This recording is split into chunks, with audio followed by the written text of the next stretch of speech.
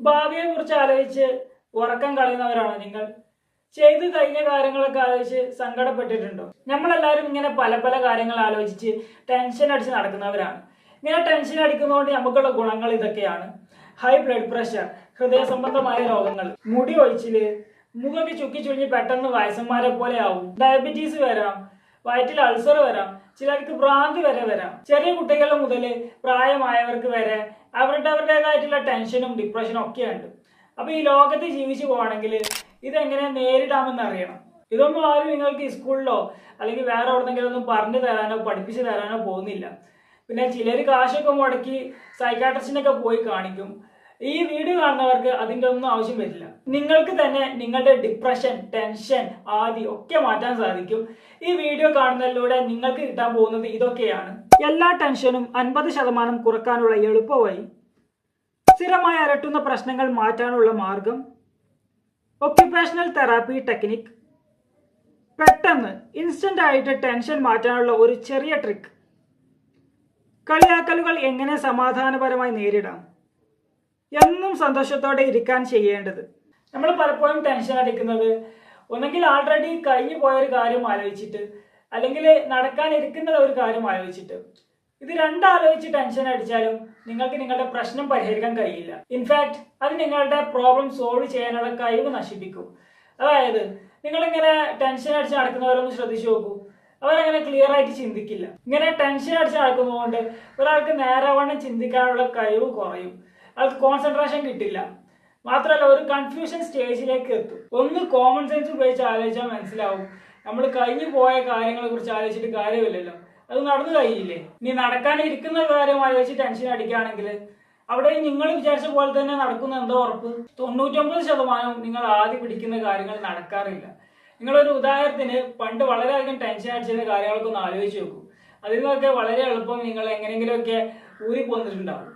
അപ്പോൾ അന്ന് ടെൻഷൻ അടിച്ചതൊക്കെ വെറുതെ എന്നൊക്കെ ഇപ്പോൾ തോന്നുന്നുണ്ടാവും. അതുപോലെ ഇന്ന് നിങ്ങൾ ടെൻഷൻ അടിക്കുന്ന കാര്യങ്ങളും എങ്ങനെയെങ്കിലുമൊക്കെ സോൾവ് ആവും.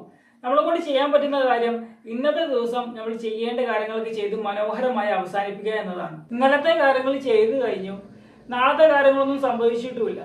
അപ്പൊ നമ്മളെ കൊണ്ട് എന്തെങ്കിലും ചെയ്യാൻ പറ്റുമെങ്കിൽ അത് ഇന്നും മാത്രമാണ്. നമുക്ക് ഇന്നലെയും ഇന്നും നാളെയൊക്കെ ഒരുമിച്ച് ജീവിക്കുന്നതിന് പകരം ഇന്നൊരു ദിവസം ഭംഗിയായിട്ട് ജീവിച്ചു തീർക്കാൻ നോക്കാം. ഇനി നിങ്ങളുടെ പ്രശ്നം 50% കുറക്കാനായിട്ട് നിങ്ങൾക്ക് ഒരു 4 സിമ്പിൾ സ്റ്റെപ്സ് ഫോളോ ചെയ്യാം.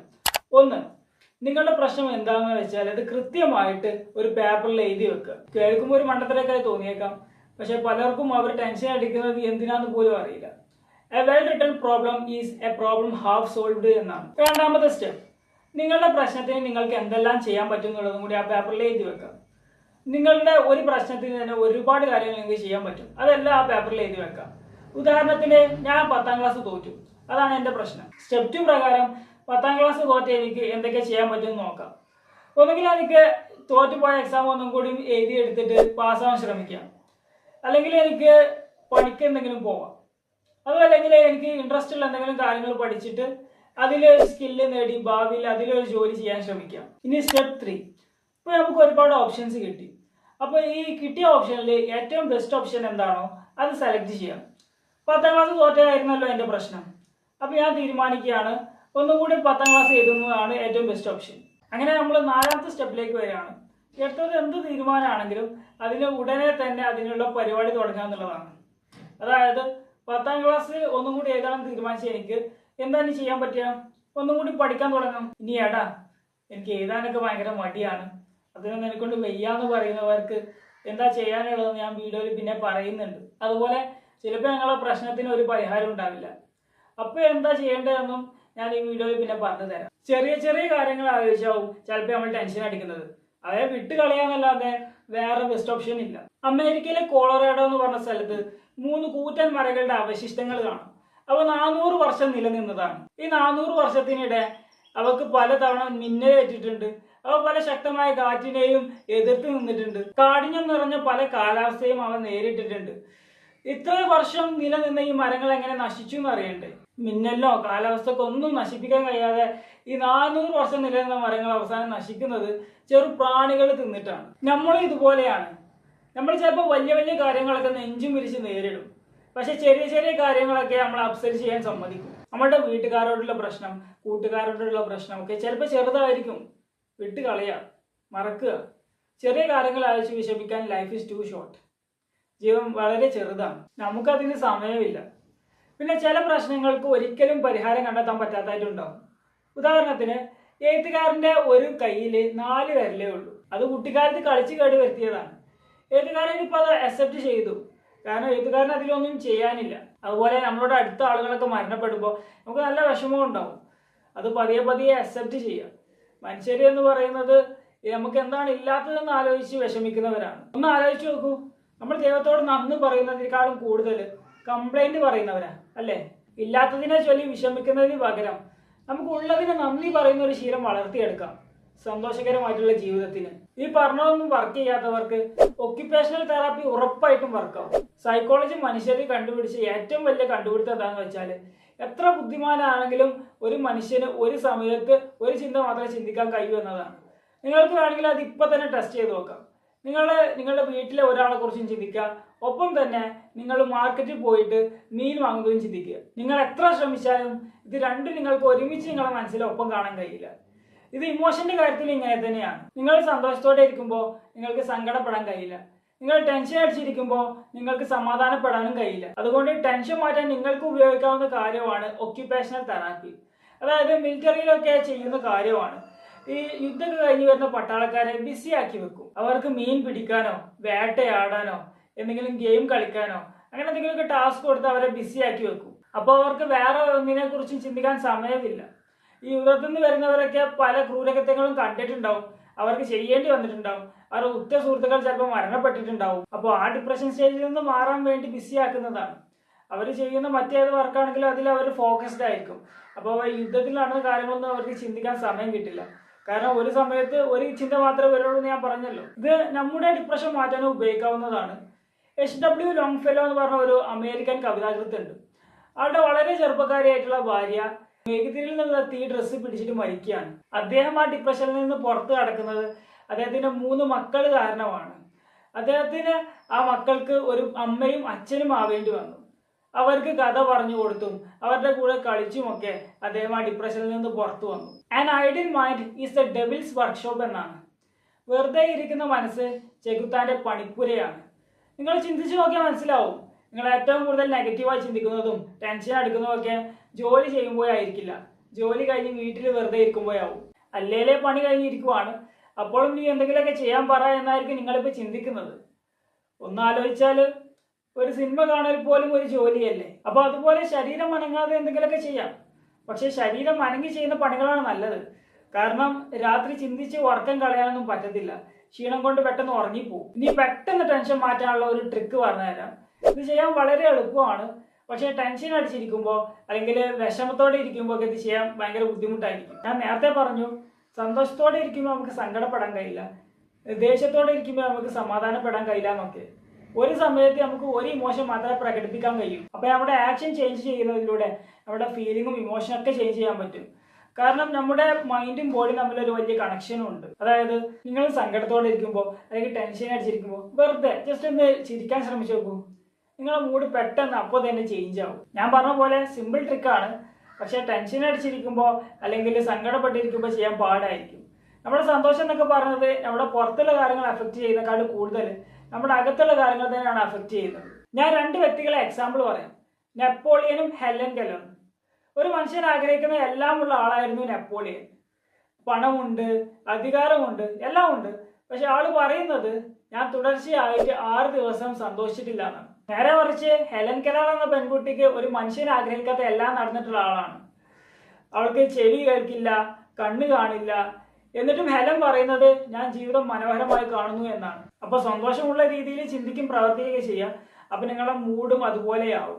ഇത് ഏറ്റവും കൂടുതൽ ഉപകാരപ്പെട്ട ജോലിയിലേക്കായിരിക്കും. നമ്മളെന്തായാലും വീട്ടിലെ അടുപ്പ് പോകാൻ വേണ്ടി ജോലി ചെയ്യണം. അപ്പൊ അത് സന്തോഷത്തോടെ ചെയ്യുന്ന പോലെ അഭിനയിക്കുക. അപ്പൊ ജോലി ചെയ്യുമ്പോൾ നമുക്ക് സന്തോഷം ഉണ്ടാവും. നമ്മൾ ജീവിതത്തിൽ ഒരുപാട് ആളുകളെ വെറുത്തു പോകും. ചിലരൊക്കെ നമ്മളെ വെറുക്കും. പലരും അവരുടെ ശത്രുക്കൾ അവരെ കുറിച്ച് എന്താ ആലോചിക്കുന്നത് തല പുകച്ച് ആലോചിച്ച് ഉറക്കം കളയുകയും ആരോഗ്യം കേടുവരുത്തുകയും ചെയ്യുന്നവരാണ്. ഒന്ന് ബുദ്ധിപരമായി ചിന്തിച്ചാൽ നമ്മളെ ശത്രുക്കളെ കുറിച്ച് ആലോചിച്ച് നമ്മുടെ ആരോഗ്യം കേടുവരുത്തുമ്പോൾ ആരാ പൊട്ടൻ? പറ്റുമെങ്കിൽ നമ്മളെ ശത്രുക്കളെ സ്നേഹിക്കാൻ പഠിക്കാം. അതിന് കയ്യിലെ എല്ലാവർക്കും ഒന്നും അറിയാം. അപ്പോൾ മിനിമം അവരെ മാപ്പ് കൊടുത്ത് മറന്നു കളയാന്നുള്ളതാണ് നമുക്ക് ചെയ്യാൻ പറ്റിയ ബുദ്ധിപരമായിട്ടുള്ള കാര്യം. നമ്മൾ ഒരിക്കലും ഒരാൾക്ക് മാപ്പ് കൊടുക്കുന്നത് അയാൾക്ക് വേണ്ടിയല്ല, നമുക്ക് തന്നെയാണ് അതുകൊണ്ടുള്ള ഗുണം ഉണ്ടാവുന്നത്. നമ്മൾ എന്തിനാണ് നമുക്ക് ഇഷ്ടമില്ലാത്തവരെ കുറിച്ച് ആലോചിച്ച് നമ്മുടെ സമയം കളയുന്നത്? മൈ ബോസ് എന്ന് പറഞ്ഞ സിനിമയിൽ ബോസിനോടുള്ള ദേഷ്യം ദിലീപേട്ടൻ തീർക്കുന്നത് ആളറിയാതെ തെറി വിളിച്ചിട്ടാണ്.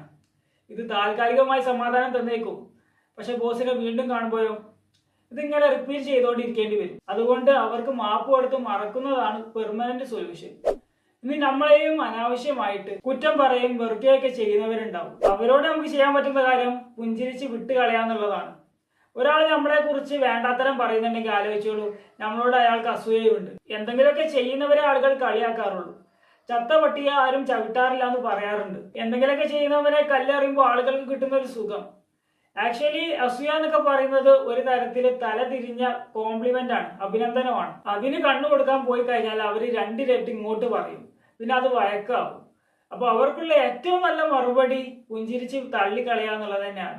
സമൂഹം അങ്ങനെയാണ്, നമ്മൾ എന്ത് ചെയ്താലും കളിയാക്കപ്പെടും. പിന്നെ അതാലോചിച്ച് ടെൻഷൻ അടിച്ചൊന്നും ചെയ്യാതിരിക്കരുത്. എന്ന് വെച്ച് എല്ലാം കേട്ട് തള്ളണമെന്നല്ല. ചിലപ്പോൾ നമ്മൾ അഭിനന്ദിക്കുന്നവരിൽ നിന്ന് പഠിക്കുന്നതിനേക്കാൾ കൂടുതൽ നമ്മളെ കുറ്റം പറയുന്നവരിൽ നിന്ന് പഠിച്ചേക്കാം. അപ്പൊ അവർ പറയുന്നതിൽ എന്തെങ്കിലും കാര്യം ഉണ്ടോ എന്ന് നോക്കാം. ഉണ്ടെങ്കിൽ അത് ഏറ്റെടുത്ത് നമുക്ക് മാറ്റം വരുത്താൻ നോക്കാം. ഇല്ലെങ്കിൽ അത് പുഞ്ചിരിച്ച് ഇഗ്നോർ ചെയ്യാം. എന്നും സന്തോഷിക്കാൻ നമ്മളിൽ വളർത്തിയെടുക്കാവുന്ന ഒരു ശീലമാണ് ഒരു ദിവസം ഒരാൾക്കെങ്കിലും നല്ല കാര്യം ചെയ്യുക എന്നത്. നല്ല കാര്യം ചെയ്യാന്ന് വെച്ചാല് മുഹമ്മദ് നബി പറയുന്നു, അത് മറ്റൊരാളുടെ മുഖത്ത് സന്തോഷം കൊണ്ടുവരില്ലാണെന്ന്. നിങ്ങളിപ്പോ ചോദിക്കുന്നത് എനിക്ക് മനസ്സിലാവുന്നുണ്ട്. ഒരാളെ സഹായിച്ചിട്ട് ഇപ്പൊ എനിക്കെന്ത് കിട്ടാനാന്നായിരിക്കും. നമ്മൾ ഒരാളെ സഹായിക്കുമ്പോ എന്താ സംഭവിക്കുന്നത്? ഞാനെന്ന ചിന്തയിൽ നിന്ന് അയാളെന്ന ചിന്തയിലേക്ക് വരികയാണ്. ഈ ടെൻഷന്റെ ഒക്കെ കാര്യം എന്താന്ന് വെച്ചാൽ നമ്മളെ കുറിച്ച് മാത്രം ചിന്തിക്കുന്നു എന്നതാണ്. എന്റെ കുടുംബം, എന്റെ ജോലി, എന്റെ മക്കൾ എന്നൊക്കെ.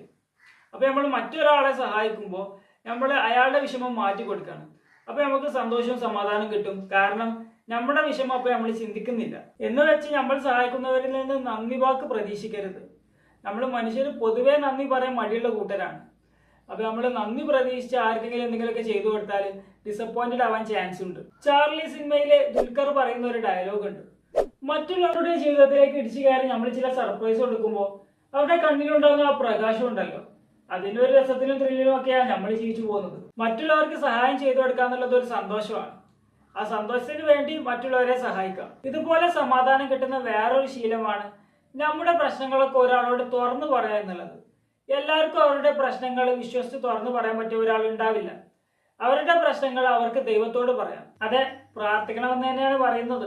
പ്രാർത്ഥിക്കേ ഞാനോ എന്നൊക്കെ ചോദിക്കുന്നവരാണ് ഇപ്പോഴത്തെ ജനറേഷൻ. എഴുത്തുകാരൻ ഫോർഡ് കാർ കമ്പനിയുടെ സ്ഥാപകനായിട്ടുള്ള ഹെൻറി ഫോർഡിനോട് നിങ്ങൾ എപ്പോഴെങ്കിലും ടെൻഷൻ എടുക്കാറുണ്ടോ എന്ന് ചോദിച്ചു. അപ്പോൾ അദ്ദേഹം കൊടുത്ത മറുപടി ഇതാണ്, ഇല്ല, ദൈവം എന്റെ എല്ലാ കാര്യങ്ങളും മാനേജ് ചെയ്യുമെന്ന് ഞാൻ വിശ്വസിക്കുന്നു. ദൈവം ഉള്ളത് കൊണ്ട് തന്നെ എന്റെ കാര്യങ്ങളെല്ലാം അവസാനം റെഡിയാവും. പിന്നെ ഞാൻ എന്തിനാ ടെൻഷൻ അടിക്കുന്നത്? അതുപോലെ ഗാന്ധിജിയും പറഞ്ഞിട്ടുണ്ട്, പ്രാർത്ഥന ഇല്ലായിരുന്നുവെങ്കിൽ ഞാൻ എന്നേ ഭ്രാന്തനായി പോകുമായിരുന്നു എന്ന്. ഇങ്ങനെ സമൂഹത്തിൽ എന്തെങ്കിലുമൊക്കെ നേടിയവർക്കൊന്നും പ്രാർത്ഥിക്കാൻ മടിയില്ല. പിന്നെ നമുക്കെന്താ പ്രശ്നം? ഇന്ത്യയുടെ മിസൈൽ മാൻ എന്നൊക്കെ അറിയപ്പെടുന്ന ഡോക്ടർ APJ അബ്ദുൽ കലാം രാവിലെ തുടങ്ങുന്നത് പോലും ഇന്ന് എന്റെ ദിവസമാണ്, ദൈവം എന്റെ കൂടെയുണ്ട്, ഞാൻ വിചാരിച്ച കാര്യങ്ങളെല്ലാം നടക്കുമെന്നൊക്കെ പറഞ്ഞുകൊണ്ടാണ്. മാത്രമല്ല, പ്രാർത്ഥന ഇപ്പോൾ ഒരു മരുന്നൊക്കെ ആയിട്ട് സൈക്കാട്രിസ്റ്റ് പോലും റെക്കമെൻഡ് ചെയ്യുന്നുണ്ട്. ഞാൻ ആദ്യം പറഞ്ഞല്ലോ, നമ്മുടെ പ്രശ്നം പേപ്പറിൽ എഴുതി വെക്കുന്നതിലൂടെ സമാധാനം കിട്ടുമെന്ന്. അത് ചെയ്യാൻ മടിയുള്ളവർക്ക് പ്രാർത്ഥിക്കാം. കാരണം പ്രാർത്ഥിക്കുമ്പോൾ നമ്മുടെ പ്രശ്നം കൃത്യമായി നമ്മൾ ദൈവത്തോട് പറയാം. അതുകൂടാതെ ഒരാളോട് നമ്മുടെ പ്രശ്നങ്ങൾ തുറന്നു പറഞ്ഞ സമാധാനവും പ്രാർത്ഥന തരും. ഇതൊരു ബിസിനസ്മാൻ എത്രത്തോളം വർക്കാവുന്നോ അത്ര തന്നെ ഒരു വീട്ടമ്മക്കും വർക്കാവും. നമ്മുടെ വീട്ടിലെ അമ്മമാരൊക്കെ ശ്രദ്ധിച്ചാൽ മനസ്സിലാവും, അവർ ടെൻഷൻ അടിക്കുന്നത് ചെയ്യാൻ കഴിയാത്ത കാര്യങ്ങൾ ആലോചിച്ച്, അല്ലെങ്കിൽ ഇത്രത്തോളം ചെയ്യാനുണ്ടല്ലോ എന്നൊക്കെ ആലോചിച്ചാവും. അവർക്കും നമുക്കും ചെയ്യാൻ പറ്റിയ കാര്യമാണ് ഷെഡ്യൂളിംഗ്. അതായത് ഇന്ന് വൈകിട്ട് തന്നെ നാളെ എന്തൊക്കെയാണ് ചെയ്യാനുള്ളതെന്ന് പ്ലാൻ ചെയ്തു വെക്കുക. ആദ്യം ചെയ്യേണ്ടത് ആദ്യം, പിന്നെ ചെയ്യേണ്ടത് പിന്നെ എന്ന നിലയിൽ. എന്നിട്ട് അത് കറക്റ്റായി ഫോളോ ചെയ്യണം, എങ്കിൽ അതുകൊണ്ട് കാര്യമുള്ളൂ. ഇനി അഡീഷണൽ ആയിട്ട് ഒരു പോയിന്റ് കൂടി പറയാം. ഒരു ഡെസ്കിന്റെ പുറകിലിരുന്ന് ജോലി ചെയ്യുന്നവർക്ക് അല്ലെങ്കിൽ പഠിക്കുന്ന വിദ്യാർത്ഥികൾക്ക് അവരുടെ ഡെസ്ക് ക്ലീൻ ചെയ്യുന്നതിലൂടെ അവരുടെ ടെൻഷൻ മാറ്റാൻ സാധിക്കും. അതെങ്ങനെയാന്നല്ലേ? ചിലപ്പോൾ നിങ്ങൾ ടെൻഷൻ അടിക്കുന്നത് ആ ഡെസ്ക് കണ്ടിട്ടാവും. അവിടെ പലതും കാണും. ചെയ്ത് കഴിഞ്ഞ വർക്ക്, ഒരുപാട് കാലമായിട്ട് ചെയ്യാതെ കിടക്കുന്ന പ്രൊജക്റ്റ്, ചെയ്യണമെന്ന് അറിഞ്ഞിട്ടും ഇതുവരെ ചെയ്യാത്ത മറ്റു സാധനങ്ങൾ, അങ്ങനെ ഒരുപാട് കാര്യങ്ങൾ. ആവശ്യമില്ലാത്തതും ചെയ്യില്ല എന്ന് ഉറപ്പുള്ളതും ഡെസ്കിലെ ഒരു ഡ്രോവറിലെ മൂലക്കോ അല്ലെങ്കിൽ വേറെ എവിടെയെങ്കിലും കാണാത്ത ഇടത്തേക്ക് മാറ്റി വെക്കുക. ഇപ്പോൾ കറന്റ് ചെയ്യുന്നത് മാത്രം ഡെസ്കിന്റെ മേളിൽ വെക്കുക. അപ്പൊ നിങ്ങൾക്ക് നല്ല സമാധാനം കിട്ടും. കാരണം ഒരുപാട് ചെയ്യാനുണ്ടെന്ന് തോന്നല് വരില്ല. ഒന്നും ഓർക്കുക, പെർഫെക്റ്റ് ലൈഫ് എന്നൊന്ന് ആർക്കുമില്ല. അത് സമ്പന്നനാണെങ്കിലും ഒന്നുമില്ലാത്തവനാണെങ്കിലും എല്ലാവർക്കും അവരുടേതായിട്ടുള്ള പ്രശ്നങ്ങളുണ്ട്. ചിലരുടെ ടെൻഷൻ അടിക്കാനുള്ള കാരണം അറിയുമ്പോൾ മനസ്സിലാവും നമ്മളുടെ ഒന്നുമല്ല. ഇനി നമുക്ക് ഒരുപാട് അനുഗ്രഹങ്ങളുണ്ട്. നിങ്ങളുടെ കയ്യിനും കാലിനും ഹൃദയത്തിനൊക്കെ പകരം $1,000,000 ആരെങ്കിലും തരാന്ന് പറഞ്ഞാൽ കൊടുക്കുവോ? ഇല്ല.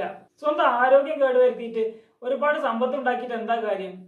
നമ്മുടെ ആരോഗ്യം കേടുവരാൻ വലിയ കാരണമാവുന്നതോ സ്ട്രെസ്, പ്രഷർ, ടെൻഷൻ എന്നൊക്കെ പറയുന്ന കാര്യങ്ങളാണ്. അപ്പോൾ ഈ വീഡിയോയിൽ പറഞ്ഞ ഏതെങ്കിലും ഒരു ടെക്നിക്കെങ്കിലും നിങ്ങൾ ജീവിതത്തിൽ ഉപയോഗിക്കുമെന്ന് വിശ്വസിക്കുന്നു. കാരണം knowledge is in power until applied എന്നാണ്. അറിവ് ശക്തിയാകുന്നത് ജീവിതത്തിൽ പ്രാവർത്തികമാക്കുമ്പോഴാണ്. ഈ വീഡിയോയിൽ പറഞ്ഞ എല്ലാ കാര്യങ്ങളും ഈ ബുക്കിലുള്ള അറിവുകളാണ്.